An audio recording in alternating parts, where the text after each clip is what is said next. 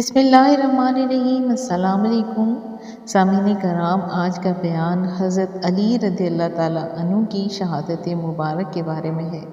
سامعین کرام، حضرت علی رضی اللہ تعالیٰ عنہ کی سیرت کے بارے میں ملاحظہ کیجیے کہ اللہ کا شیر حضرت علی رضی اللہ تعالیٰ عنہ کا تعلق مکہ میں قبیلہ قریش اور خاندان بنی ہاشم سے تھا۔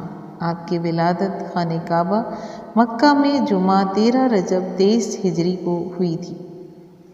آپ صلی اللہ علیہ وسلم کے چچا حضرت ابو طالب رضی اللہ تعالیٰ عنہ کے بیٹے تھے۔ انہوں نے حضرت محمد صلی اللہ علیہ وآلہ وسلم کی پرورش کی اور ان کی والدہ فاطمہ بنت اسد بھی قبیلہ بنی ہاشم سے تعلق رکھنے والی ایک بزرگ خاتون تھیں، جن کا رسول اکرم صلی اللہ علیہ وآلہ وسلم اپنی ماں کی طرح احترام کرتے تھے۔ جب وہ پیدا ہوئے تو ان کا نام حضرت محمد مصطفیٰ صلی اللہ علیہ وسلم نے تجویز کیا تھا، اس لیے ان کا نام زیادہ اہمیت اختیار کر گیا۔ انہیں کرام حضرت علی رضی اللہ تعالیٰ عنہ حضور اکرم صلی اللہ علیہ وسلم کے چچا زاد بھائی ہونے کا بہت بڑا اعزاز حاصل تھا اور ان کی زندگی کے بیشتر وقت مہربان اور متاثر کن نگرانی میں پرورش پائی۔ حضرت علی رضی اللہ تعالیٰ عنہ کی عمر صرف 10 سال تھی جب رسول اکرم صلی اللہ علیہ وسلم پر رب العزت کی طرف سے پہلی وحی نازل ہوئی۔ آپ صلی اللہ علیہ وسلم کو ہدایت کی گئی کہ وہ اپنے خاندان سے تبلیغ اسلام شروع کریں، اس لیے آپ صلی اللہ علیہ وآلہ وسلم نے اپنے خاندان اور قریبی رشتہ داروں سے اسلام کی تبلیغ شروع کی، اور اس مقصد کے لیے آپ صلی اللہ علیہ وآلہ وسلم نے سب کو کھانے پر بلایا اور سب سے پوچھا کہ اللہ کی راہ میں میرے ساتھ کون شامل ہوگا۔ تمام مجمع خاموش رہا، لیکن ننھے علی رضی اللہ تعالیٰ عنہ نے بڑی ہمت کے ساتھ کھڑے ہو کر کلمہ حق پر ایسا پختہ یقین سب کے سامنے ظاہر کر دیا کہ آپ صلی اللہ علیہ وآلہ وسلم نے فرمایا کہ اگرچہ میری آنکھیں دکھ رہی ہیں اور میری ٹانگیں پتلی ہیں اور میری یہاں موجود تمام لوگوں میں سب سے چھوٹا ہوں، پھر بھی میں آپ کے ساتھ کھڑا رہوں گا۔ طرح وہ اسلام میں داخل ہونے والے پہلے نوجوان بن گئے، اور اس سے حضرت علی رضی اللہ تعالیٰ عنہ کی عظیم بہادری اور بصیرت کا پتہ چلتا ہے، جنہوں نے کافروں کے قریب کی پرواہ نہیں کی اور چھوٹی عمر میں ہی صحیح اور غلط کی بہترین سمجھ حاصل کر لی تھی۔ حضور اکرم صلی اللہ علیہ وآلہ وسلم کے لیے اپنی جان کو خطرے میں ڈالنا۔ جب حضور اکرم صلی اللہ علیہ وآلہ وسلم نے اسلام کی تبلیغ شروع کی تو سب آپ کے خلاف تھے، سوائے چند لوگوں کے، جن میں حضرت علی رضی اللہ تعالیٰ عنہ بھی شامل تھے۔ حضرت علی رضی اللہ تعالیٰ عنہ نے اپنے چچا زاد بھائی کے ساتھ تعاون کرنے اور ان سے محبت اور وفاداری کا اعتراف کرنے میں کبھی ہمت نہیں ہاری۔ ہر موقع پر انہوں نے تمام مشکلات کے خلاف رسول اللہ صلی اللہ علیہ وآلہ وسلم کے لیے ڈھال کا کام کیا، اور ایک نازک وقت آیا جب دشمنان رسول اکرم صلی اللہ علیہ وآلہ وسلم نے آپ صلی اللہ علیہ وآلہ وسلم اور آپ کے گھر کے افراد کا بائیکاٹ کرنے کا پختہ فیصلہ کیا۔ حالات اس قدر افسردہ ہو گئے کہ ان کی جان کو بھی شدید خطرہ لاحق ہو گیا۔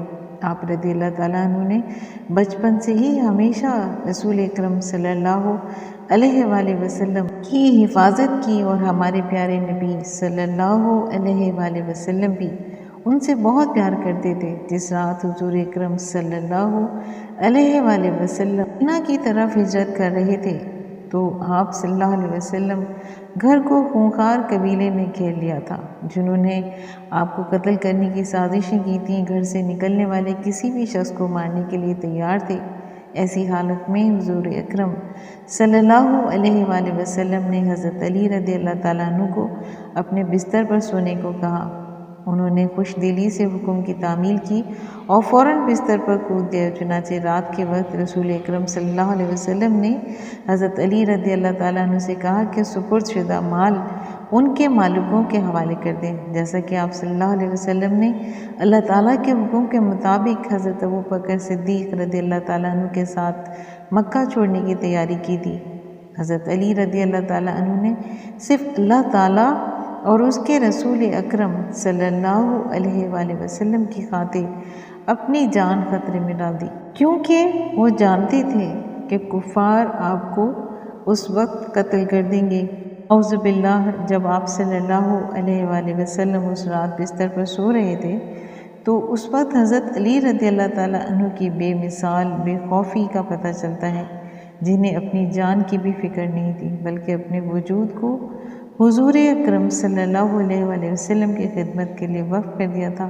اگلے ہی دن انہوں نے تمام امانتیں کامیابی کے ساتھ واپس کر دیں، پھر مدینہ کی طرف ہجرت کی۔ حضرت فاطمہ رضی اللہ تعالیٰ عنہا سے نکاح، مدینہ کی طرف ہجرت کے دوسرے سال حضور اکرم صلی اللہ علیہ وآلہ وسلم کو حضرت فاطمہ رضی اللہ تعالیٰ عنہا کے لیے بہت سی شادی کی پیشکشیں آئیں، جو کہ رسول اکرم صلی اللہ علیہ وآلہ وسلم کی سب سے پیاری بیٹی تھی، لیکن آپ صلی اللہ علیہ وسلم نے ان سب کو رد کر دیا اور بالآخر باہمی رضامندی سے ان کی شادی حضرت علی رضی اللہ تعالیٰ عنہ سے کرنے کا فیصلہ کیا۔ آپ رضی اللہ تعالیٰ عنہ کو حضرت محمد صلی اللہ علیہ وسلم کا داماد بننے اور خاندان بندھن کے ساتھ ان کے ہمیشہ سے قریبی تعلق کو تبدیل کرنے کا اعزاز حاصل ہوا، اور حضرت علی رضی اللہ تعالیٰ عنہ اور حضرت فاطمہ رضی اللہ تعالیٰ عنہا دونوں نے ایک مطمئن زندگی گزاری اور ان کے 5 بچے تھے۔ حضرت حسن رضی اللہ تعالیٰ عنہ، حسین رضی اللہ تعالیٰ عنہ، زینب رضی اللہ تعالیٰ عنہا، ام کلثوم رضی اللہ تعالیٰ عنہا اور محسن رضی اللہ تعالیٰ عنہ، وہ اپنے ابتدائی بچپن میں ہی انتقال کر گئے تھے۔ ابن کرام ان کے صاحبزادے حضرت امام حسین رضی اللہ تعالیٰ عنہ کو ظالم حکمران یزید کے خلاف ڈٹ کر کھڑے ہو کر دین اسلام کی سب سے بڑی خدمت کا سہرا ملا، اور اس مقصد میں اپنی جان کا نذرانہ پیش کیا گیا۔ سامعین کرام، اسد اللہ کا عنوان بھی ملاحظہ کیجیے کہ اللہ کا شیر یعنی حضرت علی رضی اللہ تعالیٰ عنہ بہادر آدمی تھے۔ اپنی بہادری کی وجہ سے آپ کو اسد اللہ یعنی اللہ کا شیر کہا جاتا تھا۔ یہودیوں کے خلاف خیبر کی جنگ کے دوران مسلمانوں نے خیبر کے مضبوط یہودی قلعے پر قبضہ کرنے کی کوشش کی تو رسول اکرم صلی اللہ علیہ وآلہ وسلم نے اعلان کیا کہ میں اس شخص کو ذمہ داری سونپوں گا جو اللہ اور اس کے رسول صلی اللہ علیہ وآلہ وسلم سے محبت کرتا ہے، اور وہ بھی اس سے محبت کرتے ہیں۔ اگلے دن حضرت علی رضی اللہ تعالیٰ عنہ کو اختیار دیا گیا، جس پر سب لوگ حیران رہ گئے کیونکہ وہ پیلے اور بیمار دکھائی دے رہے تھے، لیکن حضور اکرم صلی اللہ علیہ وآلہ وسلم نے اپنی بے مثال جنگی صلاحیت پر یقین کیا اور انہیں مسلم کمان عطا کی۔ یہودیوں نے نہ صرف آپ صلی اللہ علیہ وسلم کی دعوت اسلام کو ٹھکرا دیا اور اپنے معروف اور بہادر جنگجو محراب کو آگے بھیجا، جس نے حضرت علی رضی اللہ تعالیٰ عنہ کو ان سے لڑنے کا چیلنج دیا۔ عربوں نے حضرت علی رضی اللہ تعالیٰ عنہ کی ناقابل یقین طاقت کا مشاہدہ کیا، جنہوں نے اپنی تلوار کی زوردار ضرب سے محراب کو قتل کر دیا۔ پھر حضور اکرم صلی اللہ علیہ وآلہ وسلم نے آپ کو اسد اللہ یعنی اللہ کا شیر کا خطاب دیا۔ اسلام کی تاریخ میں چوتھا خلیفہ ہونا، تیسرے خلیفہ حضرت عثمان رضی اللہ تعالیٰ عنہ کی شہادت کے بعد 35 ہجری میں حضرت علی رضی اللہ تعالیٰ عنہ نے عہدہ سنبھالا اور مسلمانوں کے چوتھے خلیفہ بنے۔ یہ حضرت علی رضی اللہ تعالیٰ عنہ کے لیے ایک بہت بڑی آزمائش کا وقت تھا، کیونکہ انہیں نہ صرف بغاوتوں کے خلاف کام کرنا تھا بلکہ علاقے میں امن بھی برقرار رکھنا تھا۔ آپ رضی اللہ تعالیٰ عنہ کو عراق میں مسلمانوں کا دارالخلافہ کوفہ بھی بدلنا پڑا، کیونکہ وہاں آپ کو بہت زیادہ حمایت حاصل ہے۔ آپ رضی اللہ تعالیٰ عنہ کو اپنی خلافت کے دوران بہت سی مشکلات کا سامنا کرنا پڑا، اور اس مختصر عرصے کے دوران انہوں نے سادہ اسلامی طرز زندگی، مساوات اور محنت سے دیانتداری سے کمائی کے نقوش بحال کیے۔ اسلام کی بالادستی ہونے کے باوجود انہیں دکانوں پر بیٹھ کر کھجوریں بیچنے میں کوئی اعتراض نہیں تھا۔ وہ تھوڑے کپڑے پہنتے، زمین پر غریبوں کی صحبت میں بیٹھتے اور ان کے ساتھ کھانا کھانے میں حصہ لیتے۔ انہوں نے ہمیشہ کوشش کی کہ بیت المال کی آمدنی جلد از جلد مستحق افراد تک پہنچنے میں وہ خزانے میں سرکاری ریونیو میں اضافے کے حق میں نہیں تھے۔ حضرت علی رضی اللہ تعالیٰ عنہ کا مجموعی دور حکومت تقریباً 5 سال پر محیط ہے۔ حضرت علی رضی اللہ تعالیٰ عنہ ایک عظیم عالم اسلام ہیں۔ حضرت علی رضی اللہ تعالیٰ عنہ نہ صرف ایک عظیم جنگجو تھے بلکہ ایک عظیم عالم بھی تھے۔ آپ صلی اللہ علیہ وآلہ وسلم نے ان کے بارے میں فرمایا کہ میں علم کا شہر ہوں اور علی اس کا دروازہ ہے۔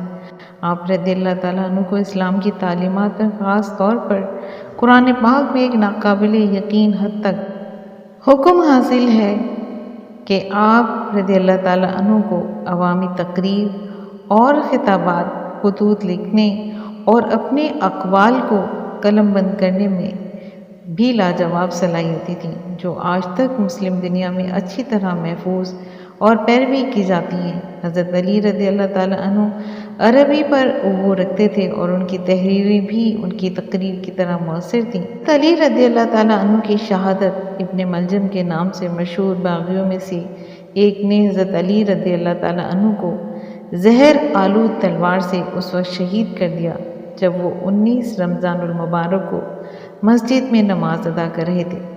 40 ہجری میں حضرت علی رضی اللہ تعالیٰ عنہ نے دعائے سکون گزارے اور شدید درد اور تکلیف میں اپنے بیمار بستر پر دن گزارے۔ آخر زہر سارے جسم میں پھیل گیا اور 21 رمضان المبارک کو صبح کی نماز کے وقت ان کا انتقال ہو گیا۔ حضرت علی رضی اللہ تعالیٰ عنہ کو نجف میں دفن کیا گیا۔ حضرت علی رضی اللہ تعالیٰ عنہ کافروں کے خلاف جنگ میں اپنی بہادری کے لیے مشہور تھے۔ وہ اللہ اور اس کے رسول صلی اللہ علیہ وآلہ وسلم پر پختہ یقین، عاجزی، شکر گزاری اور قرآنی ہدایت کے مالک تھے۔ آپ نے اپنی پوری زندگی اسلام کی خدمت میں گزار دی تھی۔ کرام، امید کرتی ہوں کہ آپ کو حضرت علی رضی اللہ تعالیٰ عنہ کی شہادت کے بارے میں جان کر آپ کی علمی معلومات میں یقیناً اضافہ ہوا ہوگا۔ اگر آپ کو آج کا بیان پسند آیا ہے تو آپ اپنے چینل فضائل اسلام کو لائک اور سبسکرائب کیجیے اور ساتھ لگے بیل آئیکن کو پریس کیجیے تاکہ آئندہ آنے والی نئی ویڈیوز کا نوٹیفیکیشن آپ کو سب سے پہلے ملے۔ شکریہ۔